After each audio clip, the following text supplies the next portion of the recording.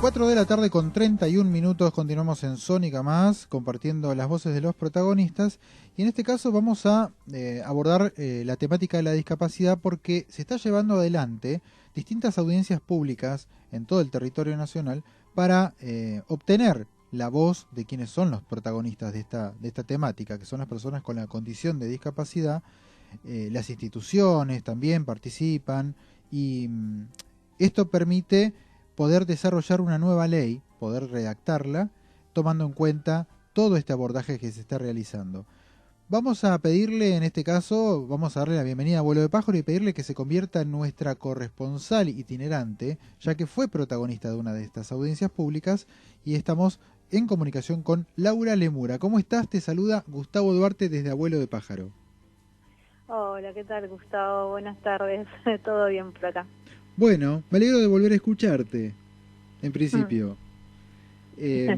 Laura, te decía que te pedíamos que te convirtieras en corresponsal por un momento para contarnos, bueno, cómo se desarrolló la audiencia pública de la que participaste, dónde fue, qué temas se abordaron. ¿Podés contarnos? Sí, la audiencia se desarrolló tanto el lunes como ayer. Yo estuve presente el día de ayer en el Polideportivo de Almirante Brown, que es zona sur de provincia de Buenos Aires. Sí. Y se tocaron bastantes temas, digamos, o sea, porque todo el arco de las preocupaciones que tenemos las personas con discapacidad vienen como medio agarrados también de todos nuestros contextos, así como hubo exposiciones que se enfocaron más desde lo político, con un enfoque más propositivo, con propuestas concretas, como el hecho de pensar en qué modo la nueva ley puede articular para que el Estado brinde ayuda a las organizaciones de personas con discapacidad para existir, o sea, que les dé un apoyo para que estas organizaciones también puedan realizar su labor y que también a la vez puedan participar de consejos que no sean meramente consultivos, sino que tengan alguna especie de poder de control, de fiscalización de las políticas en discapacidad y demás. Así como teníamos ese tipo de cuestiones, teníamos también lo que es la necesidad básica de las familias, ¿no? Que a veces yo tengo como algunas disidencias con compañeros y compañeras que dicen, bueno, pero somos un colectivo muy catártico, pero a veces también hay que pensar que algunos y algunas tenemos muchas cosas resueltas y no es lo general en el colectivo de la discapacidad.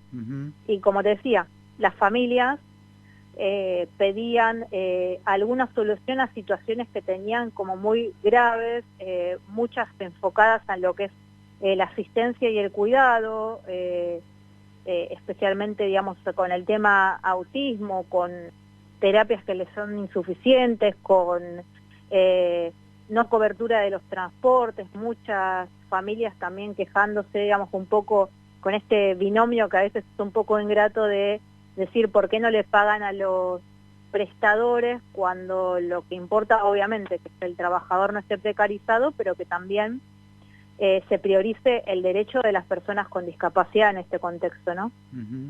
Y respecto a la cuestión laboral, que recién decías, ¿no?, de esto de que hay personas que tienen algunas cuestiones resueltas o no, yo creo que es producto de la creatividad y las oportunidades, pero no es producto de que haya un contexto por el cual el Estado garantice eso. Y por lo contrario, quienes no tienen acceso a tener un trabajo o una autonomía básicamente para poder desarrollarse por las distintas condiciones de la discapacidad, por el contrario reciben una pensión no contributiva, que ni hablemos de lo que es, ¿sí?, de lo que significa, para sobrevivir a un contexto en el cual las personas con discapacidad tienen demandas que complementan su vida diaria regularmente bastante significativas, que son esos apoyos que se van buscando para ir resolviendo los déficits que tenemos, ¿no?, desde el transporte, la asistencia en salud, y bueno, ni hablemos de otras cuestiones, pero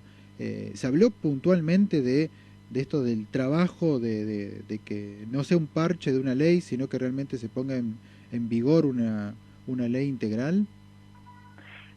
Sí, totalmente se habló, se propuso también al respecto de esto que comentabas de la pensión, que hubiera la posibilidad de generar otro mecanismo que no sea mediante el decreto 432 del 97, que es el que actualmente por el cual se rigen las pensiones, que aparte, digamos, habla de una incapacidad laborativa, y sabemos que, digamos, por una cuestión de cobertura socioeconómica para ayudar al contexto desfavorecido que tienen muchas familias, se les han dado a niños y demás.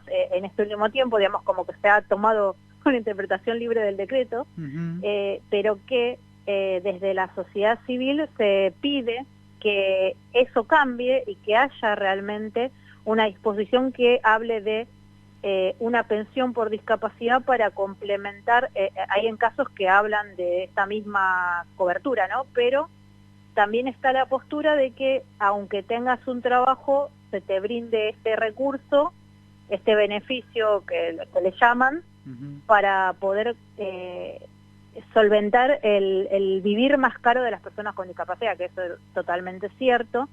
Quizás es un poco más inviable el hecho de que se nos cubra a todas las personas, tengamos el recurso que tengamos. Posiblemente tendríamos que pensar en las personas que no alcanzan, justamente como vos decías, esta situación ideal de tener un trabajo.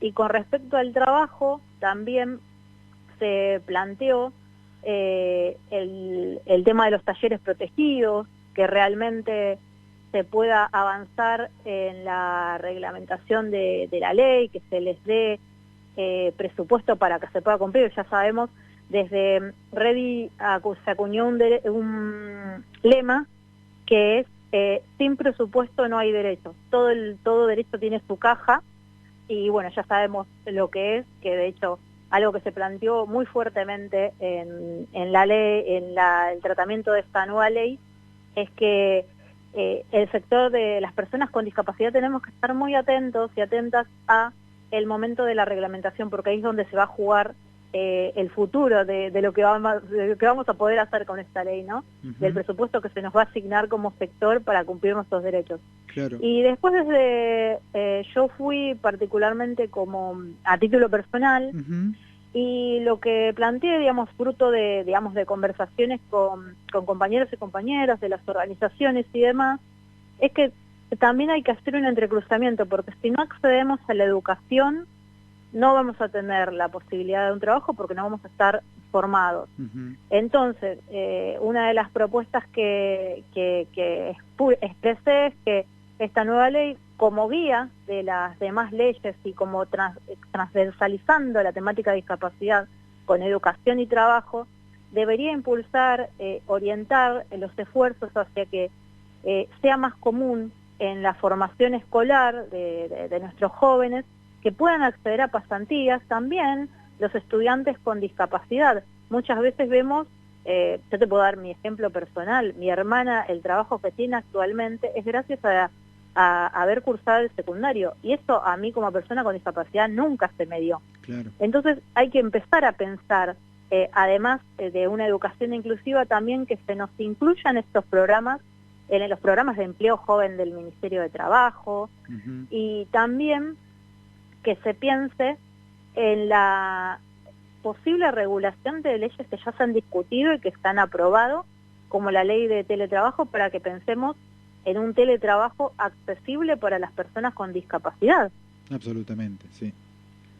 Laura, y se habló de última te pido tu opinión, ¿qué pensás al respecto de empoderar realmente o jerarquizar las atribuciones que tiene la Agencia Nacional de Discapacidad, que hoy oficia como con una visión lateral del funcionamiento del Estado, pero después el Ministerio de Trabajo se encarga de, entre comillas, cumplir con el cupo de laboral en el Estado, el Ministerio de Salud en garantizar el acceso, Educación hace lo mismo, pero digamos, la Agencia Nacional de Discapacidad, que antes era una comisión nacional y ahora pasó de ser una agencia, no termina teniendo, no sé si es por falta de infraestructura o presupuesto, como vos bien remarcabas, tener una atribución mayor para controlar o por lo menos hacer un seguimiento y ser más oída y tenida en cuenta en el momento de elaborar políticas públicas en todos los ámbitos.